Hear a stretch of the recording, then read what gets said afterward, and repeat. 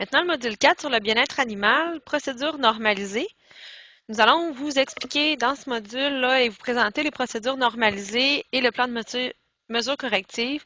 Donc, de savoir c'est quoi les éléments qui sont requis, les éléments obligatoires que vous devez inclure dans vos procédures. Une procédure normalisée, ça décrit étape par étape la façon dont vous effectuez la tâche à la ferme. Ça doit être présenté d'une façon soit par vidéo, par photo, écrit, mais il faut que ça soit disponible aux employés de la ferme qui vont faire ces tâches-là. Et ça doit également contenir les éléments obligatoires, mais représenter réellement ce que vous faites sur votre ferme et vos pratiques.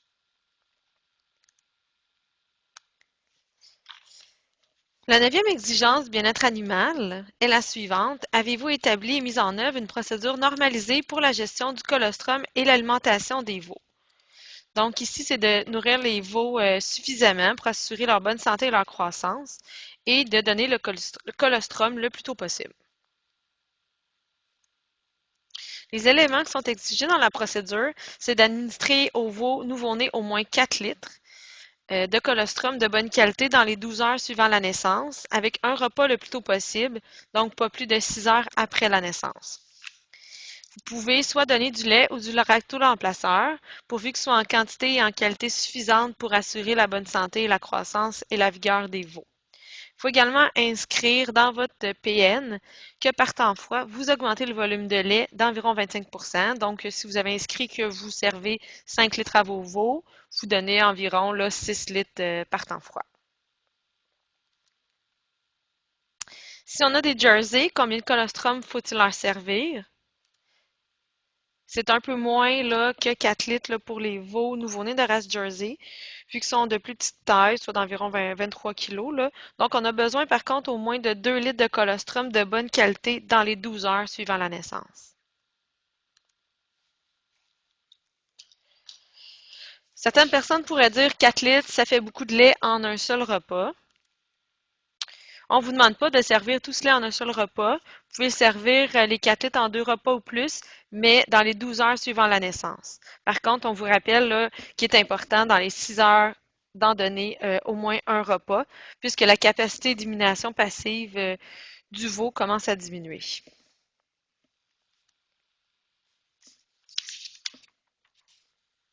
L'exigence numéro 12, c'est de faire des procédures normalisées pour les pratiques de santé suivantes, soit les bourdonnages et les cornages, la castration, l'ablation des trayons surnuméraires, également le marquage.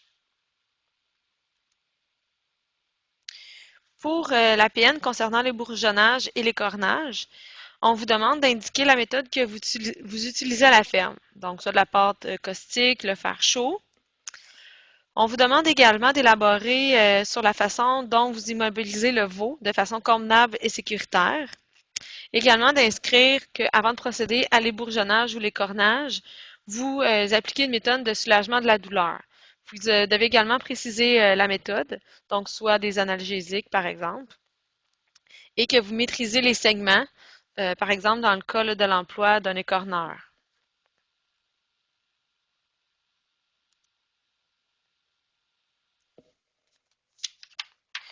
Pour ce qui est de la castration, c'est si elle est applicable sur vos fermes. Donc, si vous procédez à la castration, vous devez décrire les méthodes utilisées.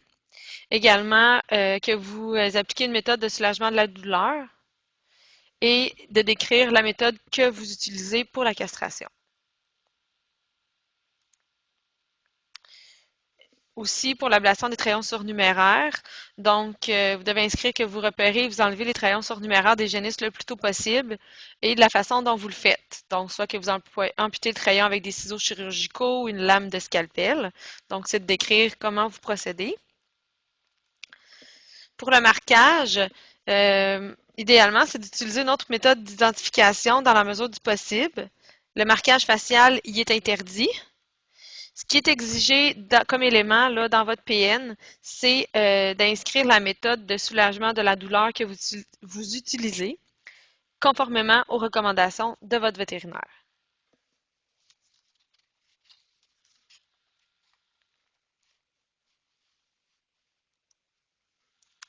Exigence 14. Avez-vous établi et mis en œuvre une procédure normalisée pour l'euthanasie? Donc, c'est de veiller à ce que le personnel et vous soyez en mesure d'intervenir rapidement si une euthanasie doit être faite et d'une manière rapide, causant le moins de douleur et de stress possible à l'animal. Il y a différentes méthodes qui sont acceptables. Elles sont décrites ici, donc soit la balle de carabine, pistolet à cheville pénétrante ou non pénétrante, également l'injection de barbiturique et d'autres médicaments qui peuvent être administrés par un vétérinaire sont acceptables. Donc, dans votre PN, c'est d'inscrire la méthode utilisée. Également, d'euthanasier sans délai les animaux dont l'état ne peut être traité. Donc, c'est de le faire rapidement, sans souffrance. Vous devez confirmer le décès et ne pas déplacer l'animal avant que la confirmation du décès ait lieu.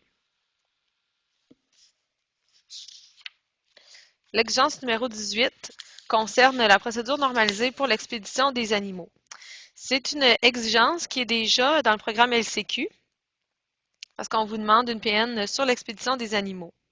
Une fois que l'initiative Proaction va être toute intégrée en 2017, les exigences qui se chevauchent vont être combinées de façon à éviter les dédoublements. Donc, entre-temps, vous pouvez seulement ajouter les considérations qui portent sur le bien-être animal à votre PN déjà existante sur l'expédition des animaux qui est dans votre programme actuel d'LCQ. Ce qui est exigé par rapport au bien-être animal pour l'expédition des animaux, c'est d'évaluer chaque animal avant le chargement, puis de ne pas transporter des animaux qui ne sont pas aptes au transport, donc des animaux non ambulatoires, qui sont très maigres, qui souffrent d'une boiterie ou qui sont incapables de se tenir sur leurs pattes. Sauf si vous en allez en transport vers une clinique vétérinaire afin d'obtenir un diagnostic ou un traitement. Également, de ne pas transporter des animaux qui risquent de vêler pendant le voyage ou qui doivent être entravés là, pour se déplacer parce qu'ils ont de la misère à se déplacer.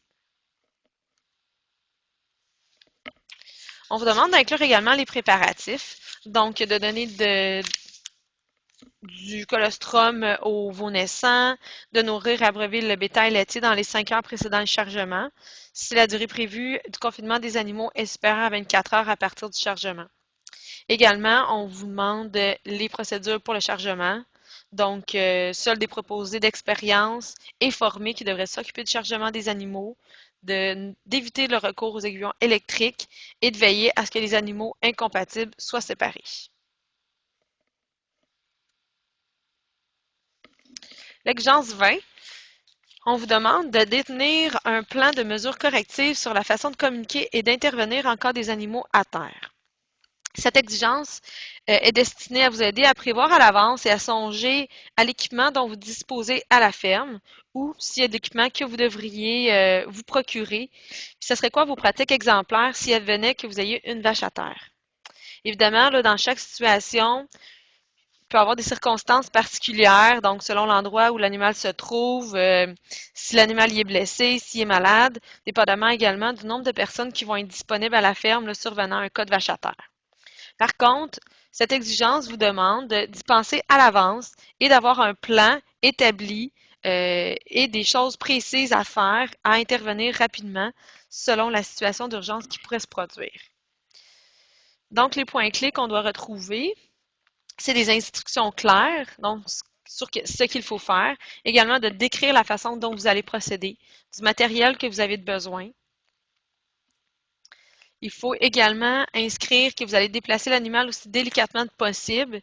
On vous demande de ne pas tirer, de ne pas traîner ni soulever l'animal par le cou, à moins qu'il n'y ait aucune autre façon de procéder et que vous avez seulement une courte distance à franchir.